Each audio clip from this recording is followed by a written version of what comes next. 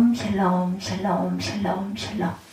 하나님 사랑합니다. 여러분 주 안에서 사랑합니다. 오늘 신명기 말씀 봅니다. 31장 1절에서 29절. 하나님의 호소 깊은 노력, 어떤 노력들이 있으셨는지 1절에서 29절까지 내용을 중심으로 율법과 또한 그 지혜의 관계, 이런 관계를 함께 말씀 속에서 살펴보도록 합니다. 29절에 보니까 내가 알거니와 내가 죽은 후에 너희가 스스로 부패하여 내가 너희에게 명령한 길을 떠나 야훼의 목전에 악을 행하여 너희의 손으로 하는 일로 그를 경노하게 함으로 너희가 후일에 재앙을 당하느니라 하니라. 그리고 모세가 이스라엘 총회 이 노래의 말씀을 끝까지 읽어 들리니라. 여호와께 모세가 부른 그 노래 시라고 볼 수 있겠죠. 여호수아가 모세의 뒤를 잇습니다. 이렇게 해서 31장 1절에 보면 또 모세가 가서 온 이스라엘에게 이 말씀을 전하여 이렇게 시작을 하죠. 그들에게 이르되 이제 내 나이 120세라 내가 더 이상 출입하지 못하겠고 야훼께서도 내게 이르시기를 너는 이 요단을 건너지 못하리라 하셨느니라. 야훼께서 이미 말씀하신 것과 같이 내 하나님 야훼께서 너보다 먼저 건너가사 이 민족들을 내 앞에서 멸하시고 내가 그 땅을 차지하게 할 것이며 여호수아는 내 앞에서 건너갈지라. 또 야훼께서 이미 멸하신 아모리 왕 시온과 옥과 및 그 땅에 행하신 것과 같이 그들에게도 행하실 것이라. 또한 야훼께서 그들을 너희 앞에 넘기시리니 너희는 내가 너희에게 명한 모든 명령대로 그들에게 행할 것이라. 너희는 강하고 담대하라. 두려워하지 말라. 그들 앞에서 떨지 말라. 이는 내 하나님 야훼 그가 너와 함께 가시며 결코 너를 떠나지 아니하시며 버리지 아니하실 것임이라 하고, 모세가 여호수아를 불러 온 이스라엘의 목전에서 그에게 이르되 너는 강하고 담대하라. 너는 이 백성을 거느리고 야훼께서 그들의 조상에게 주리라고 맹세하신 땅에 들어가 그들에게 땅을 차지하게 하라. 그리하면 야훼 그가 내 앞에서 가시면 너와 함께 하사 너를 떠나지 아니하시며 버리지 아니하시리니 너는 두려워하지 말라. 놀라지 말라. 이렇게 모세가 여호수아에게 말하죠. 내 앞에서 요단을 건너서 하나님께서 주신 그 가나안 땅으로 들어가 가지고 그 땅을 그들에게 나눠주어라 이렇게 말하고 있습니다. 그리고 또한 7회마다 율법을 낭독하여 주라고 말하죠. 9절에 또 모세가 율법을 써서 야훼 언약궤를 매는 레위 자손 제사장들과 이스라엘 모든 장로에게 주고, 모세가 그들에게 명령하여 이르기를 매 7년 끝에 곧 면제년의 초막절에 온 이스라엘이 내 하나님 야훼 앞 그가 택하신 곳에 모일 때 이 율법을 낭독하여 온 이스라엘에게 듣게 할지라. 곧 백성의 남녀와 어린이와 내 성읍 안에 거류하는 타국인을 모으고 그들에게 듣고 배우고 내 하나님 야훼를 경외하며 이 율법의 모든 말씀을 지켜 행하게 하고, 너희가 요단을 건너가서 차지할 땅에 거주할 동안에 이 말씀을 알지 못하는 그들의 자녀에게 듣고 내 하나님 야훼 경외하기를 배우게 할지니라. 야훼께서 모세에게 하신 마지막 지시예요. 14절부터 야훼께서 모세에게 내리라. 모세에게 이르시되 내가 죽을 기한이 가까웠으니 여호수아를 불러서 함께 회막으로 나오라. 내가 그에게 명령을 내리리라. 모세에게 너 죽을 때까지 가까웠으니까 여호수아를 회막으로 불러라. 그에게 내가 명령을 내리라. 모세와 여호수아가 나아가서 회막에 서니 야훼께서 구름기둥 가운데 장막에 나타나시고 구름기둥은 장막 문 위에 머물러 있더라. 또 야훼께서 모세에게 이르시되 너는 내 조상과 함께 누우려니와 이 백성은 그 땅으로 들어가 그 음란히 그 땅의 이방신들을 따르며 일어날 것이요, 그 땅으로 들어가고 음란히 그 땅의 이방신들을 따르며 일어날 것이요, 나를 버리고 내가 그들과 맺을 언약을 어길 것이라. 너희는 이렇게 할 것이라고 이미 하나님께서는 알고 계셨죠. 내가 그들에게 진노하여 그들을 버리며 내 얼굴을 숨겨드리게 보이지 않게 할 것인즉 그들이 삼킴을 당하여 허다한 재앙과 환난이 그들에게 임할 때에 그들이 말하기를 이 재앙이 우리에게 내리면 우리 하나님이 우리 가운데 계시다는 까닭이 아니냐 할 것이라. 그들이 하나님이 우리 가운데 계시지 않다고 하지 않겠느냐. 또 그들이 돌이켜 다른 신들을 따르는 모든 악행으로 말미암아 내가 그때 반드시 내 얼굴을 숨기리라. 이방신을 섬기기 때문에 내 얼굴을 숨기겠다. 19절입니다. 그러므로 이제 너희는 이 노래를 써서 이스라엘 자손들에게 가르쳐 그들의 입으로 부르게 하며 이 노래로 나를 위하여 이스라엘 자손들에게 증거가 되게 하라. 내가 그들의 조상들에게 맹세한 바 적과 꿀이 흐르는 땅으로 그들을 인도하여 드린 후에 그들이 먹어 배부르고 살찌면 돌이켜 다른 신들을 섬기며 나를 멸시하여 내 언약을 어기리니 그들이 수많은 재앙과 환난을 당할 때 그들의 자손이 부르기를 잊지 아니한 이 노래가 그들 앞에 증인처럼 되리라. 나는 내가 맹세한 땅으로 그들을 인도하여 드리기 전 오늘 나는 그들이 생각하는 바를 아노라. 그러므로 모세가 그날 이 노래를 써서 이스라엘 자손들에게 가르쳤더라. 하나님께서 말씀하신 노래를 써서 이스라엘 자손들에게 가르치죠. 야훼께서 눈의 아들 여호수아에게 명령하여 이르시되 너는 이스라엘 자손들을 인도하여 내가 그들에게 맹세한 땅으로 들어가게 하리니 강하고 담대하라. 내가 너와 함께하리라 하니라. 13절입니다. 모세가 이 율법 말씀을 다 책에 써서 마친 후에 모세가 여호와의 언약궤를 매는 레위 사람에게 명령하여 이르되 이 율법책을 가져다가 너희 하나님 야훼 언약궤 밑에 두어 너희에게 증거가 되게 하라. 내가 너희의 반역함과 목이 곧은 것을 아나니 오늘 내가 살아서 너희와 함께 있어도 너희가 야훼를 거역하였거든 하물며 내가 죽은 후의 일이랴. 너희 집안 모든 장로와 관리들을 내 앞에 모으라. 내가 이 말씀을 그들의 귀에 들려주고 또한 그들에게 하늘과 땅을 증거로 삼으리라. 내가 알거니와 내가 죽은 후에 너희가 스스로 부패하여 내가 너희에게 명령한 길을 떠나 야훼의 목전에 악을 행하여 너희의 손으로 하는 일로 그를 경노하게 하므로 너희가 후일에 재앙을 당하리라 하니라. 그리고 모세가 이스라엘 총회의 이 노래의 말씀을 끝까지 읽어 들리니라 이렇게 말씀하고 있어요. 모세가 노래를 지어 불러서 이스라엘 백성들에게 부르게 하죠. 하나님께서 말씀하신 것을 노래로 지어서 부르게 합니다. 성경 말씀에는 하나님께서 우리에게 말씀하시고자 하는 계시가 담겨 있다고 우리는 고백합니다. 즉 성경에는 살아계신 하나님과 예수 그리스도께서 나타나셔야 돼요. 이것은 우리가 성경을 대하는 가장 기본적인 자세입니다. 그 다음에 성경 속에 특정한 위인이 부각될 때 우리는 이 말씀이 우리에게 무엇을 말하려 한다고 생각할까? 성경에 보면 위대한 인물들이 많이 나오죠. 고대로부터 있었던 책 또한 플루타크 영문전이라든가 그리스 로마 신화 같은 곳에 보면 위대한 인물들이 어떤 삶을 통해 업적을 이뤄냈는가를 살핌으로 그 주인공을 일종의 위인으로 만드는 것들을 쉽게 볼 수 있는데 그런 그 외면적인 것을 보면 성경도 위대한 인물들에 나오는 본문에서는 마치 꼭 그런 세상의 책들처럼 그 사람들을 부각시켜서 나타나는 것처럼 보이기도 합니다. 그러나 이런 본문에서도 우리가 반드시 기억해야 할 점은 성경은 하나님께서 자기 백성에게 주신 하나님의 말씀이라는 점입니다. 그러니까 유명한 위인전과 다른 것이 성경이 다른 점 이런 것이죠. 하나님의 말씀이다. 성경은 모세의 위대함을 우리에게 말해주고 싶은 것이 아니라 하나님의 위대함을 말씀해주고 싶어합니다. 성경은 도덕적 선택의 갈림길에서 선한 결정을 내린 위대한 성도들을 우리에게 보여주고 싶은 것이 아니라 그 사람들을 움직이신 하나님을 보여주고 싶어하죠. 따라서 우리는 사람이 가장 강조되어 나오는 듯이 보이는 성경 말씀에도 그 배후에 역사하시는 하나님의 손길을 볼 수 있어야 합니다. 오늘 말씀에서도 두 사람이 등장하죠. 이스라엘의 위대한 지도자였던 모세와 여호수아입니다. 그 지휘권을 이어받죠. 모세에게 하나님께서 너는 이제 죽을 날이 멀지 않았으니까 여호수아에게 내 지도권을 넘겨라 말씀을 합니다.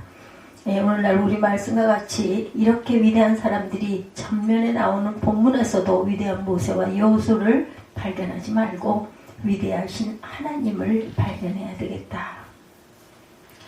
특별히 우리에게 여러 가지 측면에서 오늘 말씀 속에 이 하나님을 발견케 해주시는 말씀들로 가득 차 있어서 제가 오늘 본문 신명기 31장 구약 성경에 나타난 하나님 이것을 확연하게 좀 알고 싶어 이 부분을 함께 은혜를 나눕니다. 기독권이 승계가 되죠. 오늘 본문에 보면 1절에서 8절 말씀에 제가 아까 쭉 읽었어요. 이스라엘 앞에서 여호수아를 모세의 후계자로 삼는다고 하는 하나님의 말씀을 전한 장면이 있다면 14~15절에는 모세가 여호수아를 직접 임명하는 그런 내용들이 나오죠. 그리고 23절에도 보면 하나님께서 그 여호수아를 공인하시는 장면이 나타납니다. 즉 신명기 31장에는 여호수아가 모세를 승계하는 장면이 다 각도로 그려져 있어요. 반복의 이유는 이 본문의 내용을 통해 하나님께서 같은 말씀을 여러 번 반복해 이야기하고 계신다는 인상을 우리가 받는데, 그 방금 말씀드린 대로 여호수아에게 하나님께서 지도권을 승계하는 이야기, 이것도 또한 여러 가지 종류로 나옵니다. 6절에 강하고 담대하라, 7절과 8절에도 23절에도 강하고 담대하라는 말씀이 계속해서 반복이 되죠. 9절부터 나타나 있는 율법을 써서 보강케 한 이야기도 신명기 앞부분에서 나타났던 이야기이기도 합니다. 그것이 반복이 됩니다. 강조하는 거겠죠. 하나님께서 함께 하시겠다고 하신 말씀도 여러 번 반복해서 말씀하세요. 오늘 말씀을 읽을 때 단지 감성적으로 느낀 점은 불편하다는 것입니다. 다르게 표현하자면 오늘 말씀 신명기 31장을 읽고 있으면 하나님께서 불편해 하시는 듯한 느낌이 든다. 하나님은 전혀 그러실 리가 없고 하나님은 전지전능하시지만 인간적인 면으로 표현을 하자면 오늘 말씀은 하나님께서 좀 불편해 하시는 듯한 인상을 받게 된다. 우리가 방금 이 본문에서 하나님께서 자꾸 같은 말을 여러 방식으로 반복하시는데도 사실은 어찌 보면 약간은 좀 불안해 하시는 그러한 인상, 불편해 하시는 인상이 느껴지죠. 하나님께서 자꾸 무언가를 불안해 하시면서 인간적으로 말하자면 두려워하면서 같은 말을 곱씹어 이야기하는 듯한, 강조하는 듯한 인상. 왜 그랬을까요? 인간적인 점에서는 비계들은 지도자의 공백을 염려하심이죠. 우리가 생각해 볼 수 있는 가장 분명한 이유는 모세가 떠나게 될 때 생기게 될 지도력의 커다란 공백입니다. 참 커다란 문제일 수 있어요. 그렇죠? 모세는 참으로 위대한 이스라엘의 지도자였죠. 40년 동안 이스라엘을 바른 길로 인도해온 위대한 하나님의 사자인 거 분명합니다. 신명기의 커다란 공백, 모세는 참으로 위대한 이스라엘의 지도자였다. 그런 40년 동안 이스라엘을 인도해온 위대한 하나님의 사자, 하나님의 하라시는 대로 움직였어요. 신명기 제일 마지막 부분인 34장 10절 말씀에도 보면 모세를 이렇게 평가합니다.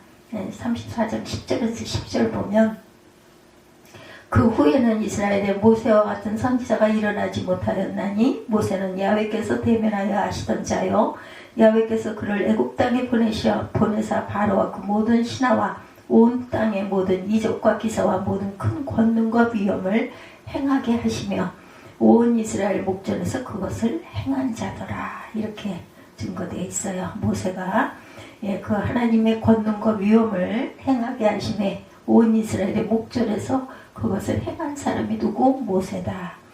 사실 이스라엘 나라가 앞으로 약속의 땅에 들어가 제대로 그 땅을 차지할 수 있느냐 없느냐, 그의 문제는 이스라엘 지도자가 누구냐라는 것에 의해 결정되는 것이 아니죠. 하나님께서 이 신명기 말씀 안에서도 여러 번 반복되죠. 1장 30절, 3장 18절, 21장, 또한 7장 1절에서 2절, 17절, 24장 이런 내용들이 반복해서 나타나요. 또한 9장 3, 4절, 20장 1절에서 4절 위대한 용사이신 야훼께서 친히 싸우실 것이며 이스라엘 백성들에게 이 땅을 주실 것임을 약속하셨기 때문이다. 이 신명기 말씀 안에서 여러 번 이렇게 반복을 한 것은 야훼께서 친히 전쟁에 신으로 싸우실 것이다. 즉 그들의 지도자가 모세이건 여호수아이건 하나님께서 약속하셨다면 그들이 그 땅을 정복하는데 아무런 문제가 없을 것이다. 그러나 문제는 실로 그들의 땅을 정복할 수 있을 것이나 하는데 있지 않았다. 문제는 오히려 이스라엘에게 있었어요. 이들은 참으로 믿음지 못한 자들인 것이었죠. 인간 지도자가 바뀐다 해서 그들이 가나안 땅을 차지하지 못할 것도 아니고 모세가 아니라 여호수아라고 해서 이스라엘 나라가 이전과 달리 완전히 약해지는 것이 아닌데도 불구하고 이스라엘 백성들이 이것을 신실하게 믿지 못하는 것, 문제는 이스라엘에게 있다. 그러므로 앞에서 말한 우리가 볼 때 하나님께서 불안해하는 듯이 보이는 이유는 권력의 공백이 일어났기 때문이 아니라 이스라엘 백성들이 흔들릴 것 같기 때문에 불안해하신 거죠. 다 알고 있기 때문에. 인생의 속성을 너무나 잘 알고 계셔서 하나님은 이스라엘 백성들을 너무나 잘 아셨어요. 그들이 어떻게 살아왔는지를 하나님보다 더 잘 아시는 분 없죠. 저와 여러분의 삶도 마찬가지입니다. 하나님만큼은 아니지만 그들을 정말 잘 아는 모세가 이들에 대한 염려하며 하는 말을 보면 이들이 얼마나 못 믿어왔으면 모세도 오늘 본문의 후반부 27절에서 이렇게 말하고 있습니다. 31장 27절이죠. 오늘 본문. 내가 너희의 패역함과 목이 곧은 것을 아나니 오늘날 내가 생존하여 너희와 함께하여도 너희가 야훼를 거역하게 했거든 하물며 내가 죽은 후이니라. 모세가 말하는 말이죠.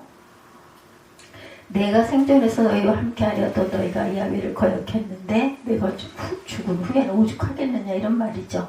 전쟁은 야훼께 달려있고 하나님께서는 모세 못지않게 여호수아에게도 똑같이 임하셔서 그들을 잘 인도하실 것이다.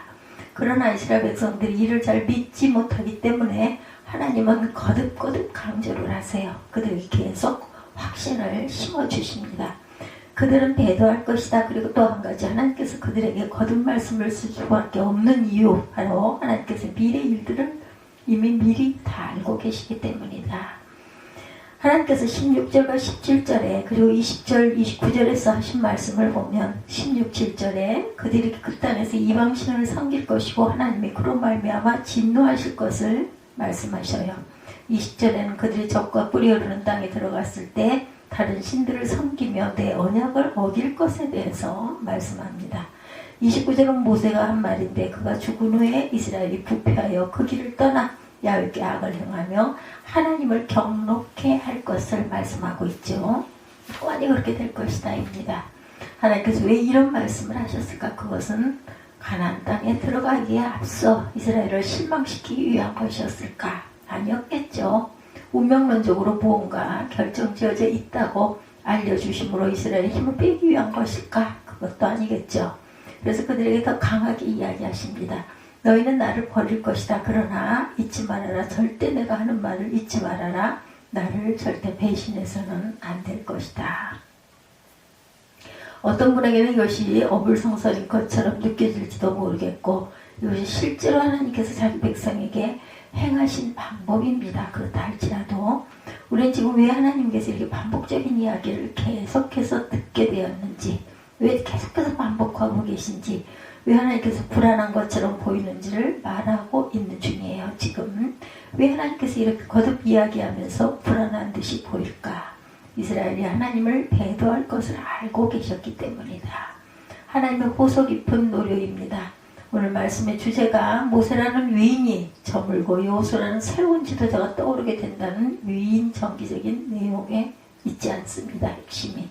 오히려 오늘 말씀의 주제는 하나님을 신뢰하지 아니하는 자기 백성에게 하나님께서 얼마나 호소 깊은 노력을 보여주고 계시는가 했습니다. 이스라엘 백성들은 바뀌게 되는 지도자 앞에서 크게 흔들릴 것이고 약속의 땅에 들어가서 하나님의 말씀에 순종하지 않으므로 하나님을 결국은 배신할 것이다.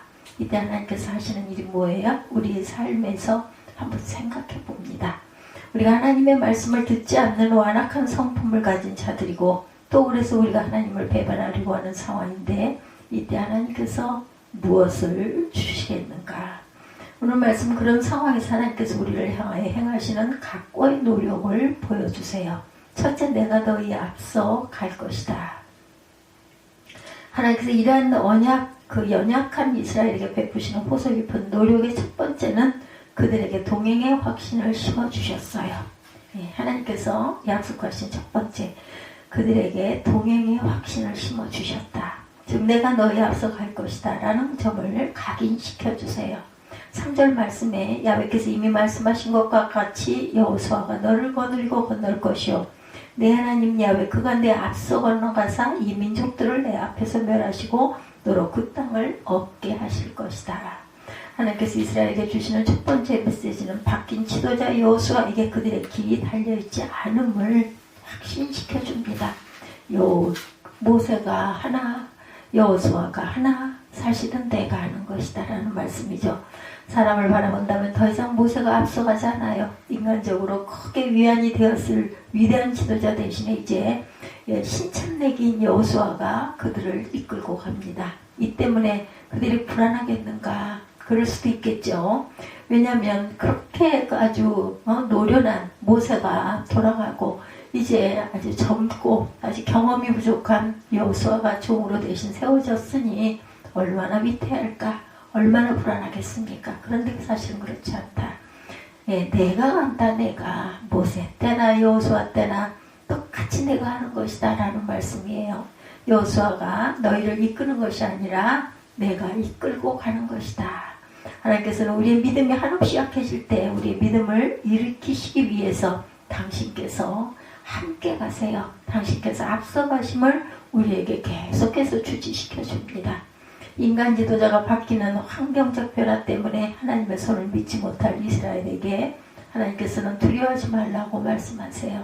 이것은 진실로 약해 빠진 우리를 향한 하나님의 음성이기도 합니다. 하나님께서 우리의 연약함 때문에 한없이 우리 앞에 낮아지신 모습을 기억하시기 바랍니다. 하나님은 말씀하시는 분이시고 성취하시는 분이시다.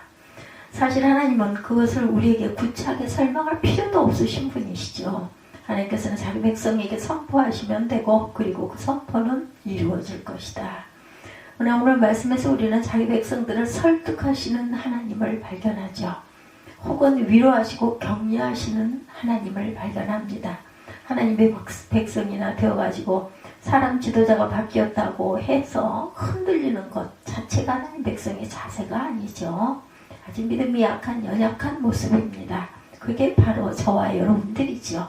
그러나 하나님께서는 이러한 백성들에게 약점을 내는 대신에 그들에게 분명한 확신을 심어주시기 위해서 자기 자신을 낮추셨다. 한 번 더 설명하십니다. 신명기 안에서만 이것을 벌써 몇 번이나 설명해 주셨어요. 그죠? 근데도 하나님께서는 한 번 더 설명해 주세요. 사랑하는 아들아 여호수아가 이끌지 않는다. 내가 이끌고 간다. 나를 믿어라. 3절 말씀은 이런 하나님의 음성이죠. 두 번째 계속해서 이 말씀을 낭독하여 들려주어라. 하나님이 명령하시죠. 그들에게 확신을 불어넣으려고 하신 말씀은 이 말씀의 낭독. 9절 이하의 말씀을 보면 하나님께서 이 확신의 말씀을 한 번만 듣고 마는 그러한 것이 아니라 계속해서 낭독하라. 계속해서 들려주어라. 우리가 같은 설교를 계속 반복하는 것도 어떤 면으로는 이런 자꾸 잊어버리기도 하고 그렇죠? 감동이 내 감정이 때때마다 달라지기도 하고 하기 때문에 우리는 중요하게 열심히 자꾸 반복해서 들려줍니다. 그러면서 또 저 스스로도 듣습니다. 이 말씀을. 이 확신의 말씀들을 매 7년 끝에 초막절에 온 이스라엘이 모은 가운데 낭독되도록 명령이 되어졌어요. 아주 7년마다. 왜 하나님께서 이런 공식적 절차를 정하셨을까? 이 역시 이스라엘의 언약 때문에 하나님께서 주시는 외형적 절차였다. 우리는 연약하기 때문에 잘 넘어지고 잘 잊어버립니다. 하나님께서는 우리의 이런 연약을 너무나 잘 아시기 때문에 이것을 극복할 수 있도록 하기 위해서 하나님의 명령으로 절차를 만드셨어요. 사람들의 손에 임의로 맡겨둬버리면 아예 이 말씀을 기억조차 안 할 것 같으니 흔적조차 없어져 버릴 것 같아서 하나님께서는 이것을 형식으로라도 만들어 두셔야 되겠다. 혹 이스라엘이 하나님의 명을 잊었더라도 매 7년째 되는 해마다 초막절에 낭독되도록 되어 있는 절차가 그들에게 말씀을 떠올리게 할 것이었기 때문이다. 성경이 있는 것도 그런 의미로도 있습니다. 잊어버렸다가도 보다 보면 또 깨달아지고 또 그때 우리가 나이가 먹어감에 따라 말씀을 읽을 때 느끼는 감동이 다르죠. 참으로 이 형식은 말씀을 떠올리게 하기 위한 방편이었다. 하나님의 이러한 배려는 우리에게 성령을 또한 떠올리게 합니다. 하나님의 공과가 말씀만으로 되고 그것을 굳이 축제나 절기의 형식으로 집어넣을 필요가 없음에도 불구하고 하나님께서는 그것을 형식으로 규정하신 것이 우리의 연약함 때문인 것처럼 하나님의 말씀은 우리에게 보이지 않는 형태로만 증거되어도 될 것인데 그것이 외형적으로 나타나도록 정하셨다. 절기를 만드셨어요. 성례는 보이지 않는 말씀을 보이는 말씀으로 만든 것임을 믿고 계실 거예요. 왜 이것이 제정되었나? 전적으로 우리의 연약함 때문이다. 자꾸 잊어버리기 때문에. 세례가 있죠. 또한 그리스도를 처음 믿었을 때 그 장면을 나름 기억하고 있어요. 우리 모두는. 그리고 우리가 죄로 인해서 죽어야 한다는 사실도 압니다. 우리는 내 자아가 십자가에 못 박혀야 한다는 것도 알고 있습니다. 근데 우리는 인간이기 때문에 자꾸 잊어버리고 자꾸 그 강한 믿음들이 자꾸 흐려지기도 하고 이렇기 때문에 눈에 보이는 성례인 세례는 우리가 이것을 다시 각인시키고 확신시켜준다. 누군가가 새로이 믿게 되어 세례를 받을 때 그 모습을 바라보면서 우리는 다시금 내가 처음 그리스도를 믿었을 때의 경험과 죄가 죽어야 한다는 것, 내 자아가 십자가에 못 박혀야 한다는 성경 진리를 떠올리게 되죠. 교회 안에 있는 세례는 일종의 회상장치일 수도 있다는 것. 이 백성들이 매년 7년마다 초막절의 말씀을 낭독하는 것이 회상장치였던 것처럼 세례는 연약해서 자꾸 그리스도께서 우리를 거듭나게 하셨음을 잊어버리는 우리를 위한 하나님의 회상장치입니다. 그래서 우리는 교회 안에 새로운 회원이 세례를 받을 때 눈을 감고 기도해서는 안 되고 참으로 사단의 편에 있던 한 사람이 하나님의 백성이 이런 일에 위해 자신을 물속에 빠뜨려 죽게 하는 장면은 아주 감동적이기도 하죠. 모든 성도는 세례 자리에서 이것을 함께 확인할 수 있어야 한다. 그리고 그 회상장치를 통해 다시 한번 나 자신을 돌아보죠. 그리스도께서 죽으셨다는 것, 또한 내가 그와 함께 죽었다라는 것, 내가 삶을 통해 그 죽음을 구체화하면서 살아내야 하는 사실들입니다. 또한 성찬을 받습니다. 우리는 한 달에 한 번, 아니면 매 주일마다, 아니면 절기 때마다, 각 교회마다 조금씩 다릅니다. 성찬을 하기 때문에 그리스도께서 우리를 위해 죽으셨다는 것, 우리가 한 몸인 공동체라는 사실, 또한 마지막 날을 대망해야 한다는 것을 자꾸 회상하고 반복하죠. 매 주일마다 성찬을 하는 분들은 내가 죄악 중에 거하고 있지는 않은지 자신을 돌이키게 됩니다.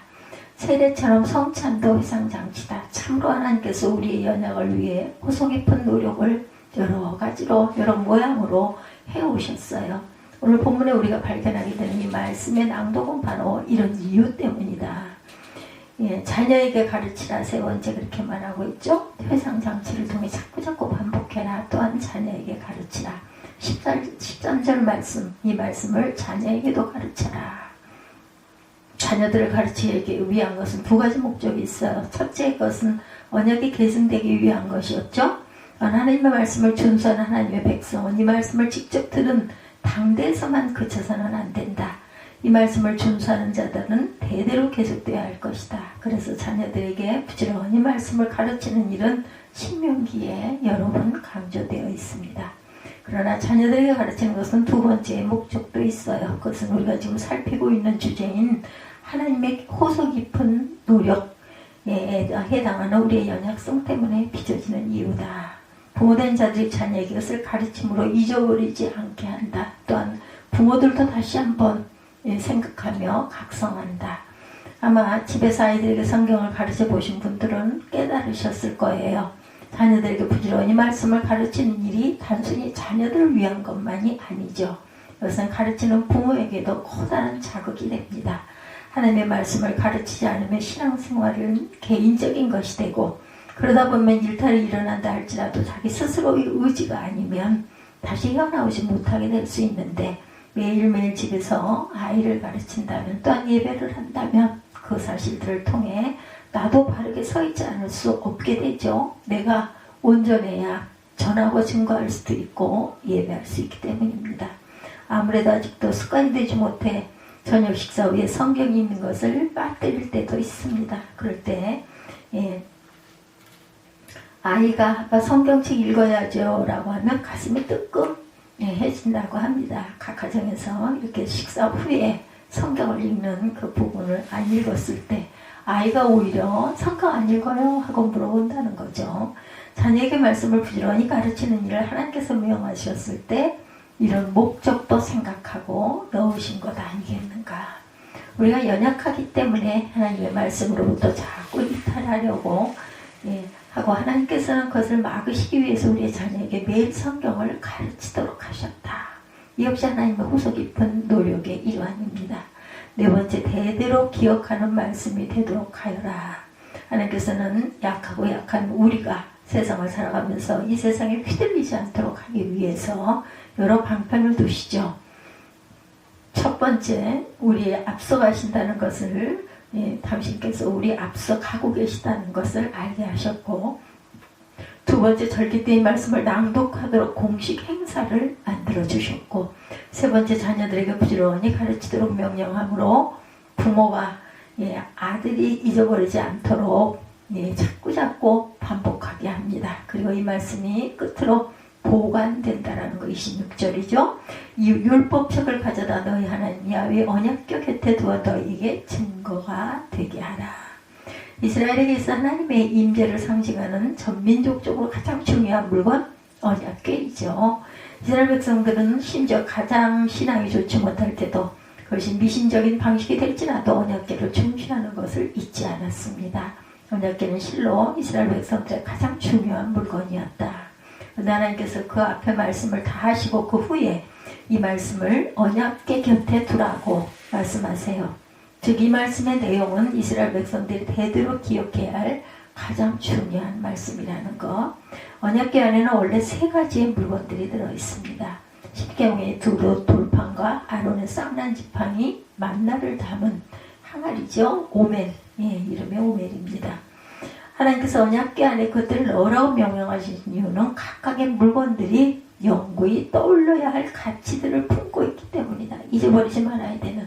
그렇죠. 이것 또한 십계명 두 돌판의 의미를 잊지 말아야 했고, 아론의 쌍난 지팡이가 경고하는 말을 잊지 말아야 했고, 만나가 가르쳐주는 참된 공동체의 모습을 언제나 기억해야 했다. 그러나 이 언약궤 옆에 율법책도 놓여 있었습니다. 언약궤는 성막 가장 깊은 곳 지성소 안에 놓여진 물건이었죠. 이 언약궤 안에 이스라엘이 영구히 기억해야 할 물건들이 들어있었다. 그러나 이 언약궤 곁에 영구히 기억해야 할 오늘의 말씀의 내용도 함께 놓여 있습니다. 우리는 이 사실을 통해 하나님께서 자기 백성들을 얼마나 사랑하시는지를 깨달아 알게 하시기 위함이다. 하나님께서는 이 연약한 이스라엘 백성들을 위해서 여러 가지 방편을 마련하셨고, 마지막에는 그 방편을 마련하셨다는 사실을 이스라엘이 영구히 기억해 주기를 원하셨어요. 오늘 말씀을 통해서 우리가 이런 것들을 다시 한번 기억합니다. 지도권이 흔들리는 것과 같은 인생의 위험한 상황들 속에서도 하나님께서는 자기 백성들이 하나님을 믿을 수 있도록 배려해 주셨고, 자기 백성들이 잊어버리지 않기를 원하셨고, 인생의 험난한 여러 고비를 넘어가면서 우리가 어떻게 해요? 똑같은 방식으로 적용할 수 있지 않겠는가. 하나님은 이것 또한 아셨을 겁니다. 하나님은 삶의 문제들이 닥칠 때마다 우리가 그 환경적 어려움을 믿음으로 이겨내기를 바라세요. 그리고 옆에서 격려해 주시죠. 우리가 비록 패역하고 연약할지라도 하나님의 호소 깊은 노력을 계속할 것이다. 하나님의 음성은 계속 우리에게 들려질 것입니다. 믿음으로 말씀을 붙들기를 원하는 이들에게는 이 하나님의 음성이 들릴 것이고, 이 하나님의 손길이 보일 것입니다. 저와 여러분 모두가 이 말씀을 아멘으로 받고 다시 한번 하나님이 우리에게 말씀하시는, 우리에게 원하시는 뜻이 어디에 있는가를 깊이 묵상하고 주님께 주신 그 말씀을 우리 후대에 꼭 반복적으로 들려줌으로 내가 또한 잊지 않고 각성해 나가는 하나님의 귀한 자녀들이 되시기를 주님의 이름으로 축복합니다.